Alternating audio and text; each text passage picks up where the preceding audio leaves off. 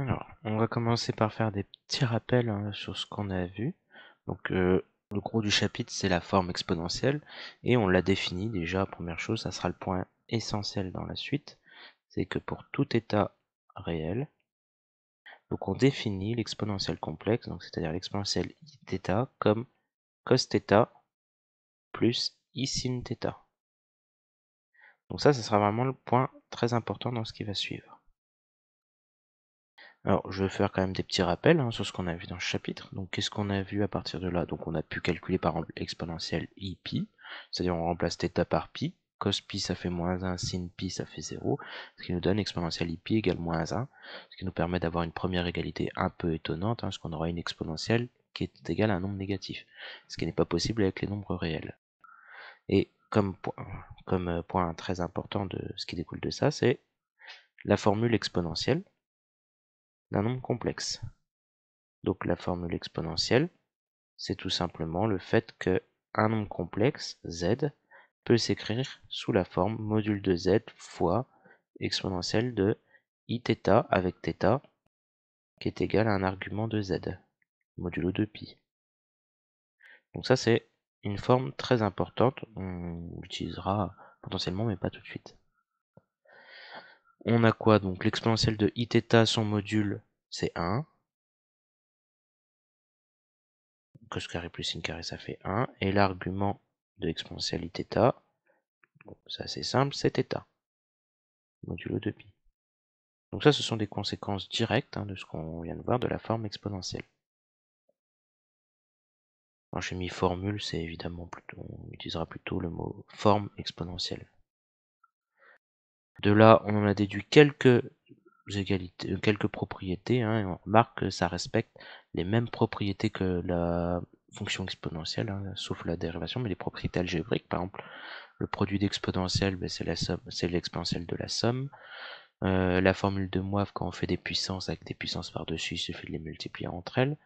Quand on prend l'inverse, il suffit de mettre un moins à l'argument, c'est-à-dire à la puissance, etc., etc. La seule nouveauté, c'est quand on prend le conjugué, et là, quand on prend le conjugué, ça revient à prendre l'opposé de l'argument. Donc ça, on a déjà vu, je ne vais pas y revenir. Et nous, ce qu'on va voir dans tout ça, c'est une conséquence directe de la formule qui est en rouge, c'est ce qu'on va appeler les formules de l'air.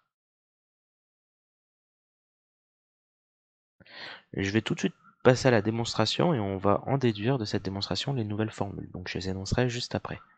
Donc c'est pas très compliqué, il suffit dans un premier temps de réécrire l'exponentielle iθ, c'est cos θ plus i sinus θ, et vous remarquerez que si jamais je donne exponentielle de moins iθ, donc ça me donne, en appliquant la même formule, c'est exponentielle de i fois moins θ, c'est-à-dire ça me donne cos de moins θ plus i sinus de moins θ aussi. Sauf que cos moins θ, ça fait cos θ.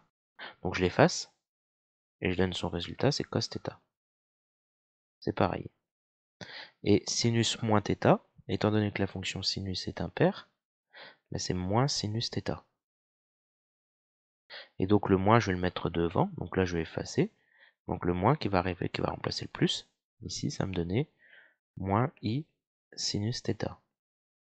Et donc là, on peut voir ça comme un système avec deux équations si on veut, et on pourrait isoler le cosinus et le sinus.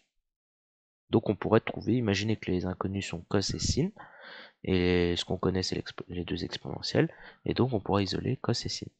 Donc imaginez par exemple que je somme les deux. Si on fait la somme des deux lignes, à gauche ça me donne exponentielle iθ plus exponentielle moins iθ, à droite, mais cos θ plus cos θ ça me donne 2 cos θ, et i sinus θ plus moins i sin θ, c'est-à-dire que je soustrais les deux i sinus θ, ça va se simplifier, ce qui me donne cette chose-là. Et donc ça, en isolant le cosinus, donc il suffit de diviser par 2, ça me donne cos θ, c'est égal à exponentielle iθ plus exponentielle moins iθ, le tout divisé par 2. Donc là, c'est en additionnant les deux lignes, on en a déduit cette formule-là. Et donc maintenant l'idée, donc je réefface, ça va être de procéder un peu de la même façon, Sauf que cette fois, on voudra éliminer les cosinus pour en avoir que les sinus. Donc nous avons fait une addition avant, comme ça les sinus se simplifiaient bien. Donc là, on a envie de tenter, quand on regarde les cosinus, ben pour que ça se simplifie, il suffit de faire une soustraction. Mais c'est ce qu'on va faire. On va faire la ligne 1 moins la ligne 2. Donc ligne 1 moins ligne 2. Donc en haut, on a exponentielle iθ moins exponentielle moins iθ. Les cosinus, on a fait L1 moins L2 justement pour que ça se simplifie. Et I sinus θ moins I sinus θ, donc ça fait plus I sinus θ.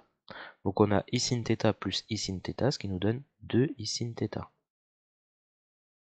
Et donc là, de la même façon, on va isoler ce I sinus θ, donc on divise par 2 I de chaque côté, ce qui nous donne sinus θ, c'est exponentielle Iθ moins exponentielle moins Iθ sur 2i. Et vous remarquerez que ces deux formules-là ont quand même quelque chose d'assez remarquable. On va voir ça. Donc j'efface ça, hop. C'est ce qu'on appelle les formules de l'air. Vous remarquerez que θ c'est un nombre réel. C'est-à-dire que cos θ c'est un nombre réel. Sinus θ pareil. Et comment on a fait pour calculer cos θ? On peut se servir des nombres complexes. C'est-à-dire que pour calculer un nombre réel, on va passer par des nombres complexes. Exponentielle iθ, moins exponentielle moins iθ, le 2i, etc. Donc on utilise des nombres complexes pour calculer des nombres réels. Ce qui peut paraître quand même assez étonnant au premier abord. Bon, ça ce sont des formules qui ne sont pas très compliquées, et elle a beaucoup d'utilisations. Malheureusement, les utilisations, elles sont vraiment à la limite du programme, donc bon, c'est pas grave, on va quand même en voir quelques-unes, mais je vais pas trop insister là-dessus. Donc dans les premières utilisations, par exemple, c'est ce qu'on va appeler linéariser un cosinus ou un sinus. Typiquement, le premier exemple qu'on va faire, c'est regarder cos cube. Et linéariser un cosinus, c'est-à-dire que je veux éliminer les puissances. C'est-à-dire que je veux plus de puissance. Nous, on en a déjà fait une, c'était les cos carrés, par exemple. Si vous remontez un peu dans les formules, on avait, je sais pas, on avait cos de x, c'était quoi? C'était cos carré moins sin carré. Cos carré de x moins sin carré de x. Et donc on avait dit par exemple en enlevant le sin carré en le remplaçant par 1 moins cos carré, ça nous donnait donc 2 cos carré de x moins 1. Et en isolant le cos carré ici, on peut dire que cos carré, donc je fais le moins 1 de l'autre côté, ça fait plus 1. Donc cos de x plus 1. Et je divise par 2. Donc ça va me donner cette formule-là. Et en fait, qu'est-ce qui s'est passé? On a pris un cos carré, donc une puissance de 2. Et en résultat, on n'a plus les puissances. Bon, on a une formule qui est peut-être plus complexe à calculer, mais vous verrez que ce genre ce genre de formule a réellement son utilité pour plein de choses. On va en faire une juste après. Donc, ici, le cos de x plus 1, le tout divisé par 2, on considérera que ça sera généralement plus simple que juste le cos carré, pour faire plein de diverses choses. Bon, regardons ce que ça donne pour cos cube. Donc cos cube, l'idée c'est de se dire que cos de x, je connais. Cos de x, c'est marqué juste au-dessus. C'est exponentielle ix plus exponentielle moins ix, le tout sur 2. Alors pour le carré, on n'a pas utilisé cette formule-là parce qu'on a trouvé un autre moyen de le faire, mais pour les puissances supérieures à 2, généralement on sera amené à faire ça. Donc c'est à la puissance 3. Donc là, on a juste un petit binôme de Newton. Le dénominateur c'est 2 au cube, donc 8. Et on se souvient, le a plus b puissance n, c'est la somme des k parmi n, des a puissance n et b puissance n, a puissance k, b puissance n moins k, ou l'inverse, pour k allant de 0 à n. Et pour trouver ces facteurs-là, qu'est-ce qu'on faisait? On pouvait faire le triangle de Pascal. Nous, on va jusque 3. Donc ça, il n'y a pas de problème, hein. On sait que pour 2, c'est 1, 2, 1. Donc pour 3, c'est 1. Ici, ça va donner 3. 2 et 1, 3 aussi, 1. Donc finalement, les coefficients binomiaux, ça sera 1, 3, 3, 1. Donc déjà, pour développer un cube, c'est facile. Donc le premier terme au cube, c'est le coefficient 1. Donc je le note. Donc le premier terme au cube. Plus maintenant le coefficient 3, ça va être le premier terme au carré. Fois le deuxième terme. Souvenez, on se souvient, on va par puissance décroissante du premier et par puissance croissante du deuxième. Ensuite, donc le 3 c'est fait, le deuxième 3, donc plus 3, donc on était à puissance 3, ensuite puissance 2, mais ce sera juste puissance 1. Et le deuxième, du coup, ce sera puissance 2, il gagne un rang. C'était puissance 1 avant, donc là puissance 2. Et enfin le dernier, c'est juste un 1 devant, donc je vais pas le mettre, c'est juste exponentielle moins ix puissance 3. Et là on va utiliser la formule de Moivre, hein, qui est des exponentielles de quelque chose, le tout à la puissance quelque chose. Donc exponentielle 3i ix fois 3, donc je vais noter 3ix. Ensuite plus 3 exponentielle 2ix fois exponentielle moins ix. Ah, ça on peut, pour être tout de suite simplifié, hein, 2ix moins ix, ça nous donne juste exponentielle ix. On a simplifié tout de suite. Pour le suivant, 3 exponentielle ix et exponentielle moins ix fois 2. Donc ça donne moins 2ix. Ah, pareil, on peut simplifier. On en a 1ix moins 2ix, donc il n'y en a plus que moins 1. Et enfin le dernier, ça va nous donner exponentielle de moins 3ix. Bon ben voilà. Bon, le tout sur 8, je vais mettre le 1 huitième en facteur, comme ça m'évitera de mettre une grande barre de fraction. Pourquoi pas. Et donc 1 huitième. Et là, on remarque que les 3, je peux les mettre ensemble ici. Et les deux autres, je vais les mettre ensemble aussi. Exponentielle 3ix plus exponentielle moins 3ix. Donc les termes des deux côtés. Et les deux que j'ai soulignés, je vais les factoriser par 3. Voilà.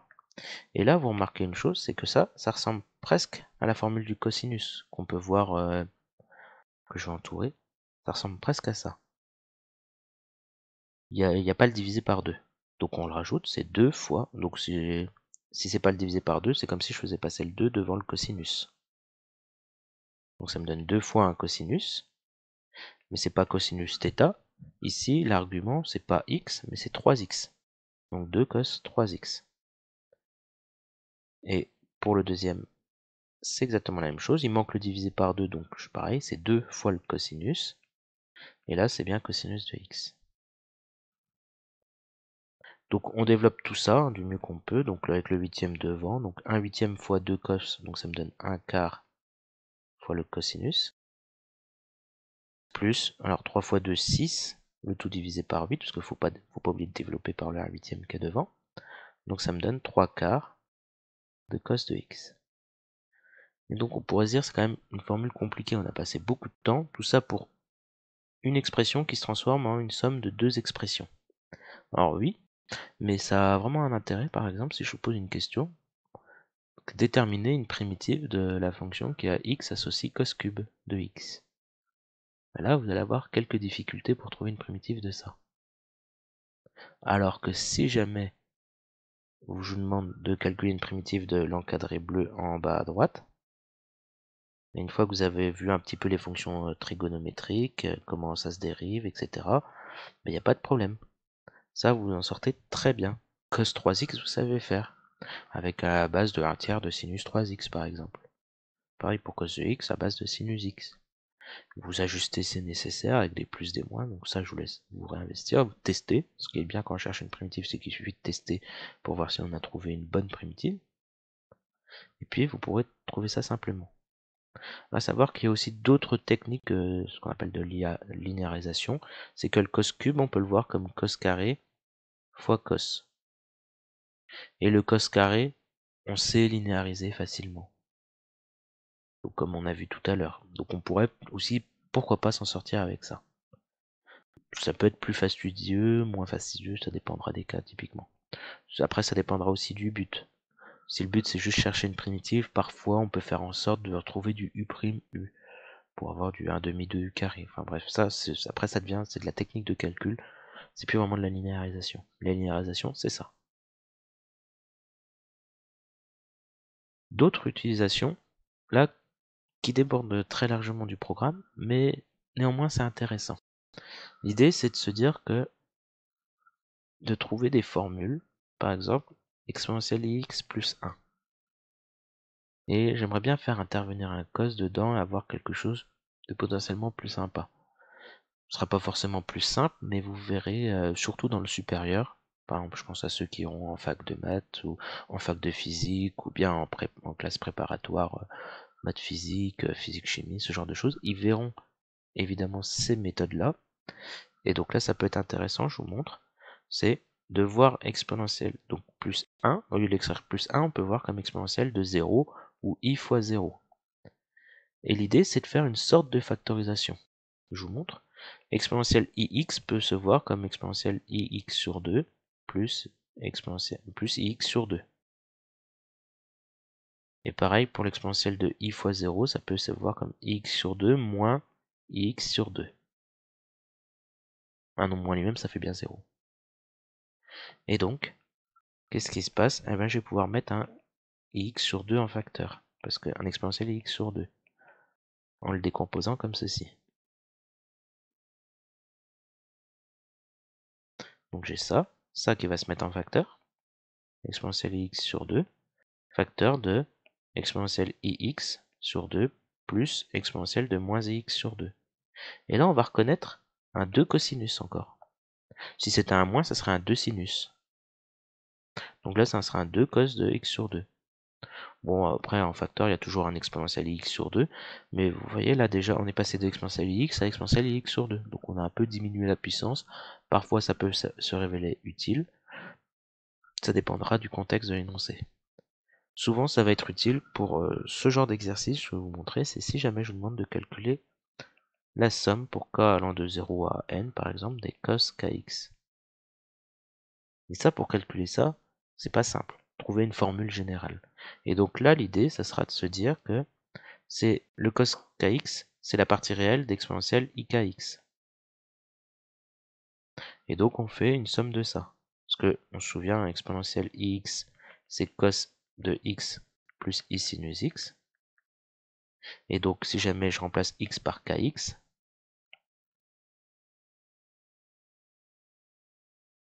vous voyez bien que sa partie réelle c'est cos kx, donc c'est la partie réelle d'exponentielle ix. Et donc le but, ce sera de voir ça comme ça. Ensuite, par la linéarité de la somme et de la partie réelle, on pourra dire que c'est partie réelle de la somme. Et là, on pourra peut-être appliquer une petite formule de Moivre pour voir ça comme exponentielle x tout puissance k. Et ensuite, ben, ça je vous laisserai travailler dessus parce que ce sera l'objectif d'un exercice. Et donc ce genre d'utilité, ce genre de calcul va intervenir, là ce que je viens de vous montrer en exemple 1. Et ce genre de méthode là peut se généraliser.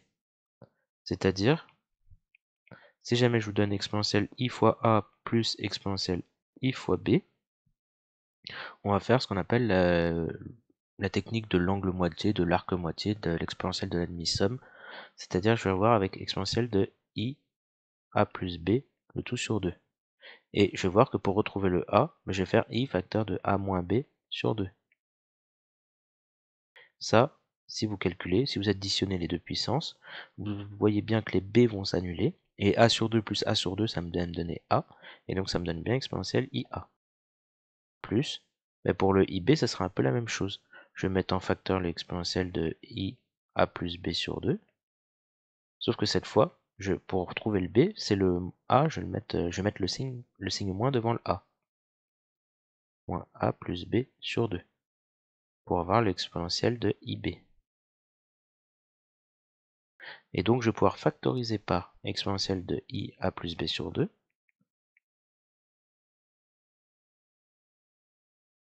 Facteur de exponentielle de i a moins b sur 2.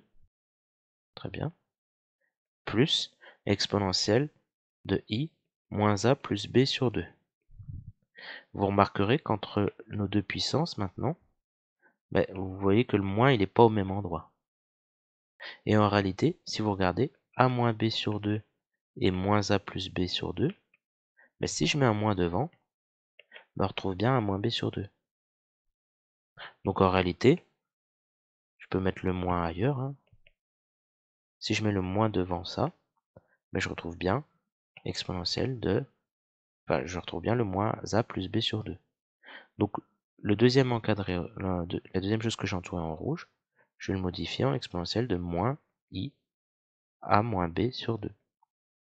Comme ça, j'aurai exactement le même angle, le même argument, enfin, j'aurai l'opposé du coup. Alors j'efface, je refais bien.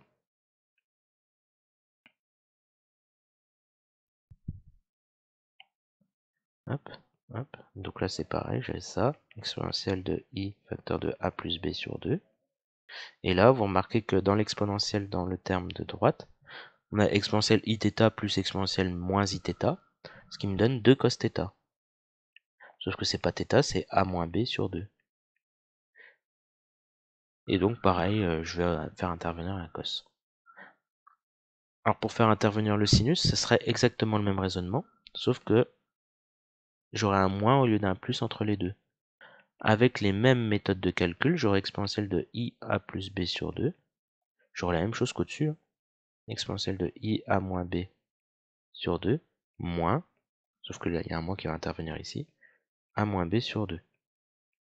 Et donc là on va reconnaître, non pas du sinus tout court, mais avec dans la formule de l'air il y avait un divisé par 2i. Là il n'y est pas, donc c'est comme si je multipliais par 2i. Sinus a moins b sur 2.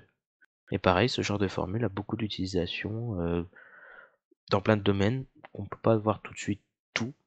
On peut voir seulement le somme, mais il y en a plein d'autres encore. Et donc ça, j'espère que c'est bien compris. N'hésitez pas à me poser des questions. Dans la feuille d'exercice, vous aurez à faire l'exercice 13. Et que vous aurez l'occasion de me rendre aussi quand on se reverra en classe en demi-groupe ou en classe entière. On verra bien, donc à la rentrée future. Ça sera un devoir maison facultatif.